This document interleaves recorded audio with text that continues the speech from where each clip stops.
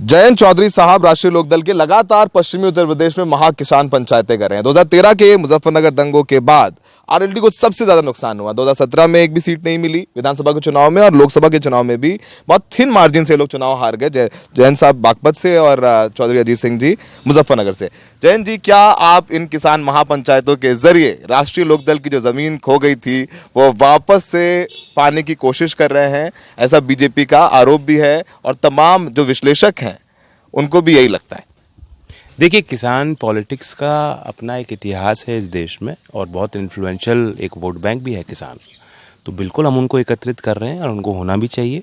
और पॉलिटिकल हमारी भी फॉर्च्यून रिवाइव होंगी, उससे ज़्यादा किसान की फॉर्च्यून रिवाइव होंगी जब वे अपने वोट के मोल को समझेंगे। उनके वोट से ही सरकारें बनती और बिगड़ती हैं। आज उन्होंने वोट दूसरे मुद्दों पर दिया तो भाजपा बन गई। भाजपा ने उन्हें परेशान किया, उनकी खेती पे किसानी पे संकट है। आज उन मुद्दों पे कल को वोट करेगी तो फिर उनके हित की सरकार बनेगी। सर, हमने तो दंगे कवर किए, उसके बाद आफ्टर मैथ भी कवर किया है। जो डिवाइड हुआ था जाट और मुस्लिम्स का, उसको लगता है कि आप इमोशनल स्पीचेस से या किसानों के मुद्दे पर उनको एक कर पाएंगे? क्योंकि आप राजनीतिक पार्टी हैं, at the end of the day आप जाएंगे चुनाव लड़ने के लिए। देखिए, सोसाइटी अपने आप फैसले लेती है, समाज खुद फैसले लेते हैं।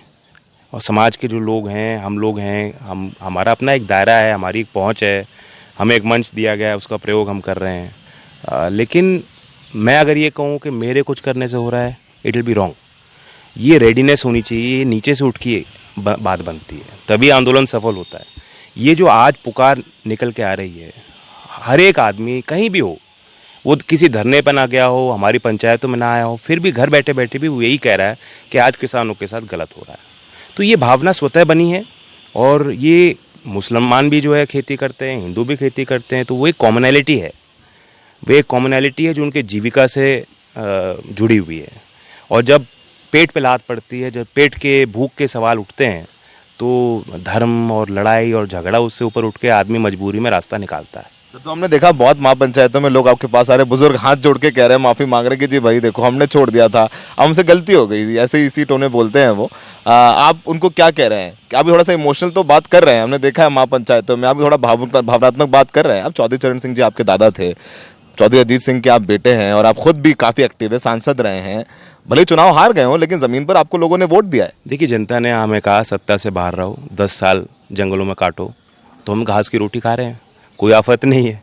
आज पब्लिक कह रही है कि नहीं, हमें ज़रूरत है, लोकदल की आवश्यकता है, किसानों को संगठित होना है, हमें अपनी राजनीति को आगे बढ़ाना है। तो ये भावना जनता की है, तो बहुत अच्छा है। जनता तो आप भी तो इमोशनल क्या कह रही, इमोशनल मामा जानते क्या कह रहे हैं इमोशनली? आप बुजुर्ग हाथ छूते हैं, फेरते हैं, गले लगाते हैं, फूट फूट के रोते हैं। ये एक प्रोसेस है। और मैं उनके अलावा उनसे बड़ा नहीं हूँ, मैं उनसे ज़्यादा समझदार नहीं हूँ। मैं उनको यही कह रहा हूँ, जो आपने किया उस समय ठीक किया, कोई बात नहीं, उस बात से हमें कोई गुरेज नहीं है। लेकिन आज की परिस्थितियाँ देखो, अपने भविष्य को देखो, अपनी चुनौतियों को देखो और फैसले लो। और लोग तैयार हैं, हज़ारों की भीड़ में अपने आप लोग आ रहे हैं। ऐसा मैंने कभी माहौल नहीं देखा। आप जब पॉलिटिकल रैलियाँ होती हैं, आयोजन होते हैं, उसके पीछे बहुत ताकत लगती है।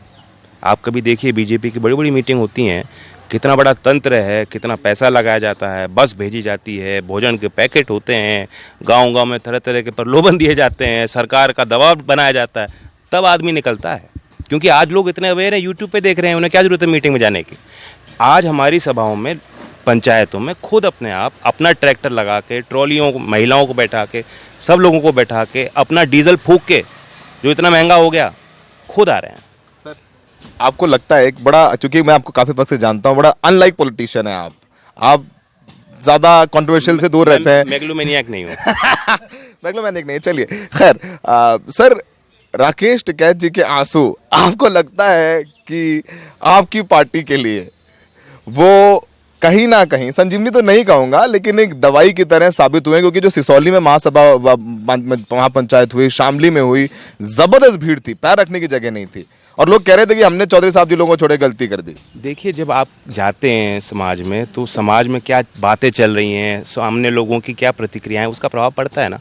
अगर आपके अंदर दिल है, कोई और रो रहा है, उसका प्रभाव सब पे पड़ता है। हम सबकी तारें एक दूसरे से जुड़ी हुई हैं। आप जाके देखिए, किसी की डेथ होती है, लोग जानते भी नहीं है किसकी डेथ हुई है, लेकिन जब वो देखते हैं घर वाले फूट फूट के रो रहे, पड़ता है ना, कहीं तार हिलती है।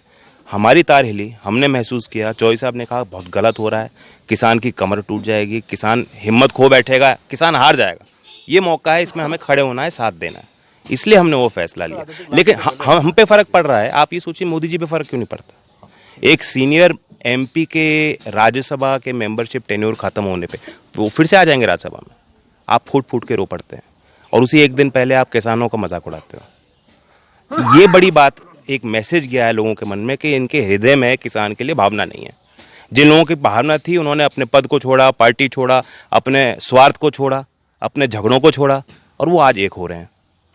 ठीक है। तो जैन जी ने बड़ी ईमानदारी से साथ जवाब दिया। जाहिर सी बात है कि वो राजनीतिक व्यक्ति हैं और अगर उसका उसका लाभ मिलता है तो गुरेज नहीं है, लेकिन किसानों के मुद्दे के साथ ही आरएलडी चुनाव में जाएगी। हमेशा जाते हैं, कभी कभी हमारी चलती नहीं है। चलती नहीं है तो खैर इस बार चलेगी नहीं चलेगी ये बाद में पता चलेगा, चुनाव अगले साल है। फिलहाल जैन जी से हम बातचीत जारी रखेंगे और इनसे मिलते रहेंगे इनकी महापंचायतों में। पवन के साथ सौरभ शुक्ला, एनडीटीवी इंडिया।